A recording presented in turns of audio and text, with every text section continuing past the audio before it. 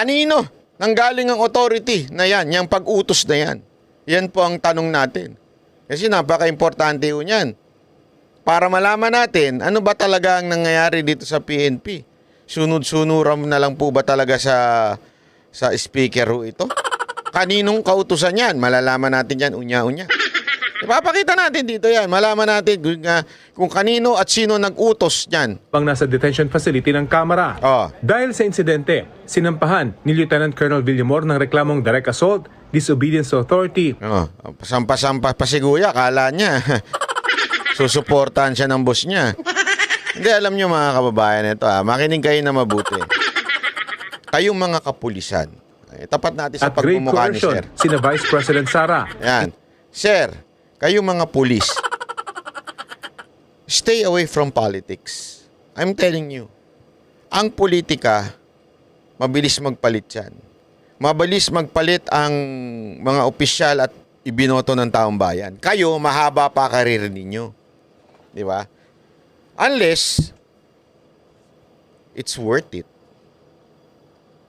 Yung pagkiling nyo sa politika. Di ba? Mahalagang mahalaga. Gaano kaya kahalaga yun? Ang pagkiling ninyo sa politiko. Kasi kung talagang ikaw ay seryoso, ito, alam mo ito ng mga kapulisan. Sigurado ako alam mo yan. Na hindi ka, you would kiss ass a little doon sa mga opisyal ng gobyerno na binoto ng tambayan. Alam natin yan. Anong lingwahe nyo? Konting tabi. Pero hindi mo isasagad. Pag sinagad mo, masakit.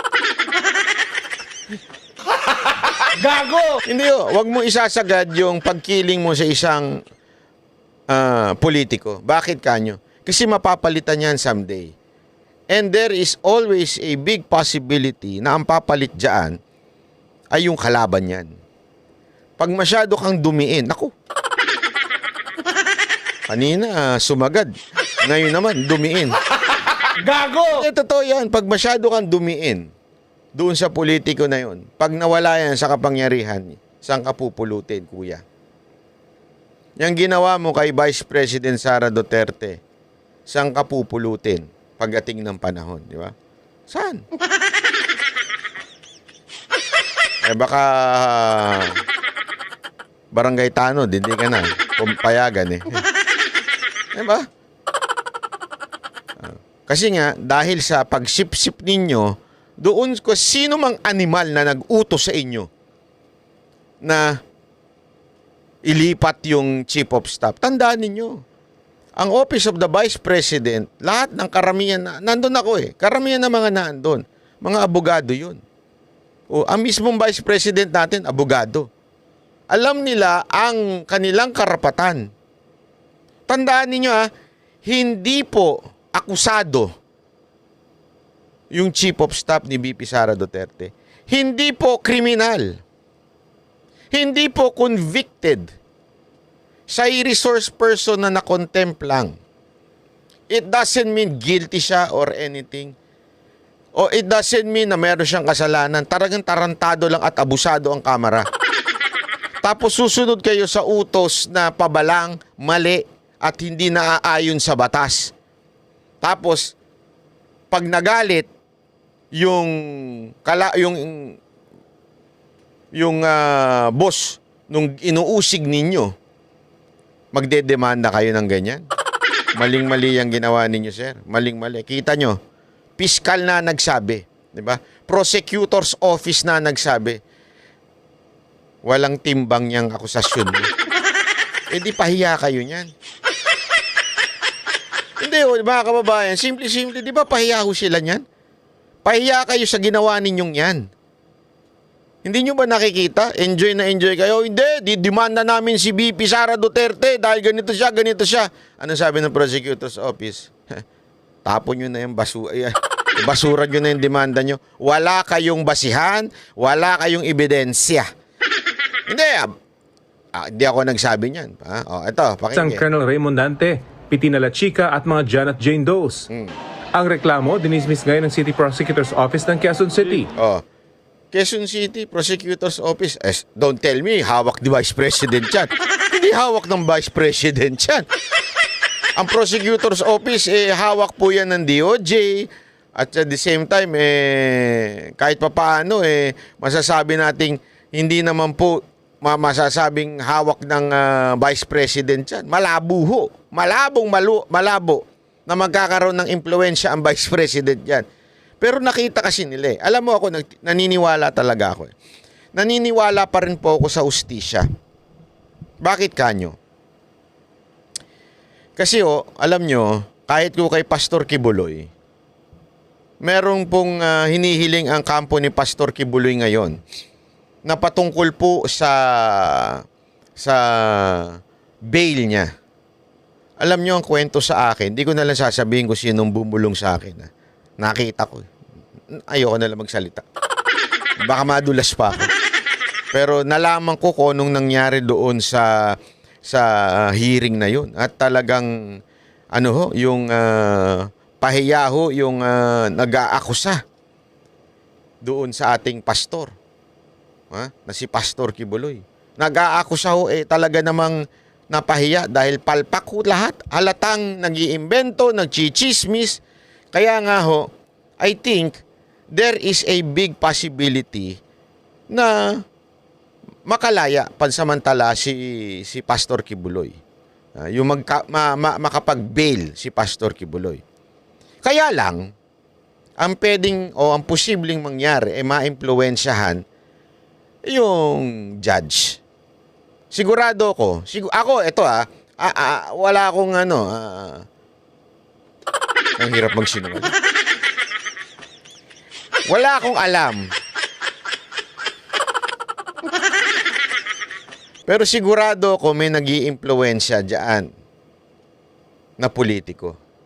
Tandaan ninyo, ang gustong magpatumba kay Pastor Kibuloy, walang iba kung hindi itong gobyernong to.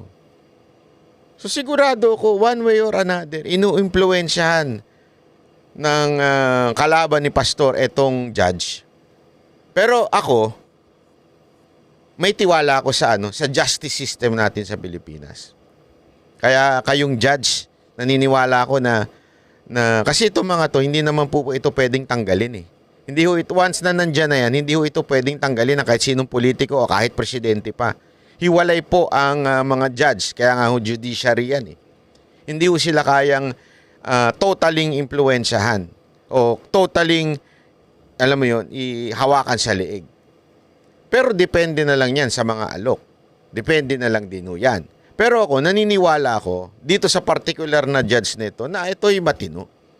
Sa tingin ko po at ang aking panalangin ay ikaw ay magdesisyon na aayon sa inyong konsensya at sa inyong conviction.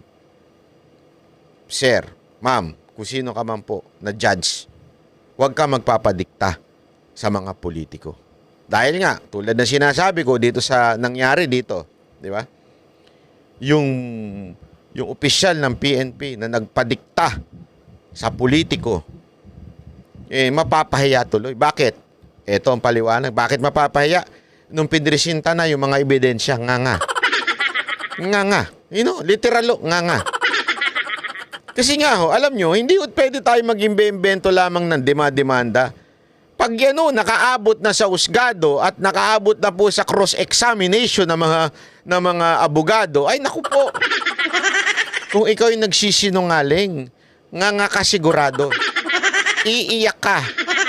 Kung nagsisinungaling ka, pero pag kung totoong sinasabi mo at malakas ang loob mo, talagang sigurado yan. Hindi ka matitinag. Di ba? Eto, pakinggan kung anong nangyari dun sa kaso, kung bakit na-dismiss ka agad, na basura. Sa desisyon, sinabi ni Quezon City Prosecutor Vimar Barciliano na sumobra si Villamor sa pag-discharge ng kanyang kapangyarihan.